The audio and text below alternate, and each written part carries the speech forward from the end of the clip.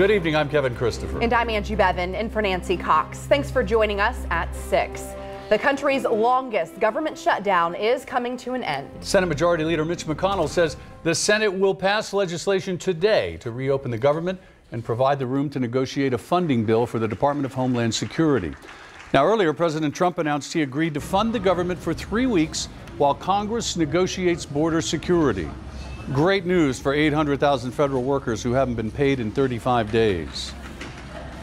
So I was glad to see today the President's announcement that he and our Democratic colleagues have reached an agreement that will immediately reopen the government while providing the room to negotiate a funding bill for the Department of Homeland Security. As soon as the President signs the legislation to open government, we in Congress will roll up our sleeves. I genuinely hope that this process can produce something that is good for the country and acceptable to both sides. Well, you better believe there are a lot of people breathing a whole lot easier tonight. That news was welcome across the country, including right here in Lexington at Bluegrass Airport. LEX 18's Jacqueline Nye continues the big story at 6.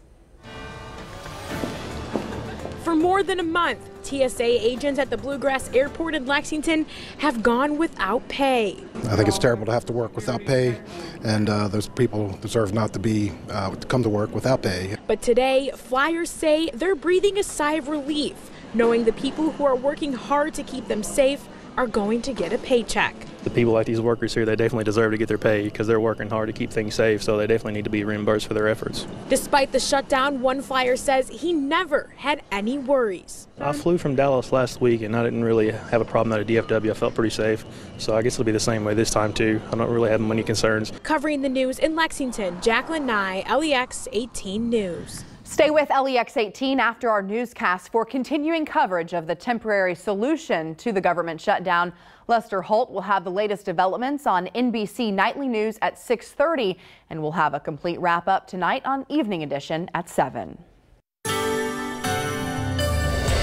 Even on cold winter days, things can be beautiful, and we have some bright colors with our sunset this evening over downtown Lexington. This is a live look from our St. Joseph Health weather bug camera. Atop the 21C Museum Hotel, some pretty peachy colors right there on the horizon. But gradually, the clear skies that we're seeing right now will give way to more clouds as we go forward tonight. Now, of course, things have been cold today. We're sitting at 24 in Lexington. It's the lower 20s across northern Kentucky. Meanwhile, you're in the upper 20s, close to 30 degrees down south. But when you factor in the wind, it's feeling like the teens from I-64 and points northward, even into Monticello. Your wind chill is checking in at 18 at this hour. With all that sunshine today, the Max Track Live Doppler has been quiet, but it will go to work later tonight as clouds begin to drift back in and a weak clipper passes by just to our north. We can't rule out some flurries, even some very light snow that may put down a dusting on your car windshield by the start of the day tomorrow. Clouds will stick with us all weekend, but we're also tracking another round of some rain and snow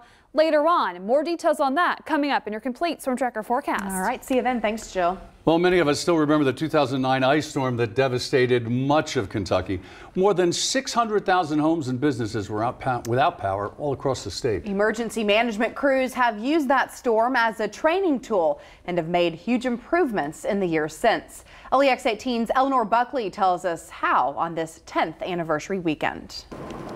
It seems like everyone has a story when they think back on the ice storm of 2009. I remember when all the trees came down in my backyard and all the power lines was going out. Take Delbert Cowan, for example. He remembers a layer of ice on branches and power lines that left him without power and a home temporarily. It was terrible. I stayed with my brother-in-law for about a week. And he isn't alone. Luckily, Lexington's emergency management has made huge improvements since then.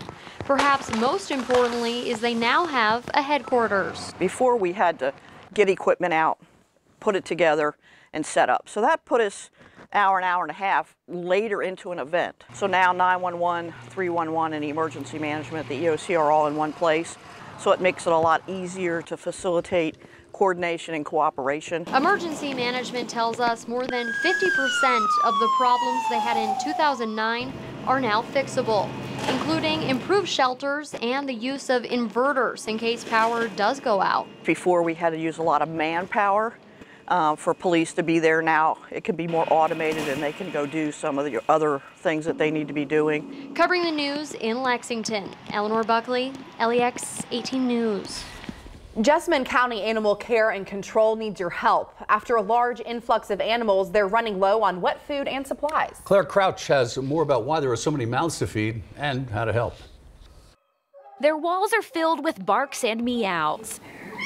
The Jessamine County Animal Shelter is happy to bring these critters in from the cold, but now they're struggling to keep their needs met. Obviously, the population is increasing in Jessamine County, but we're also seeing a lot of owner surrenders. Post-Christmas, it's not out of the ordinary to see a decline in donations, but with about 200 more animals than normal coming into the shelter within the past year, their supplies are stretched thin.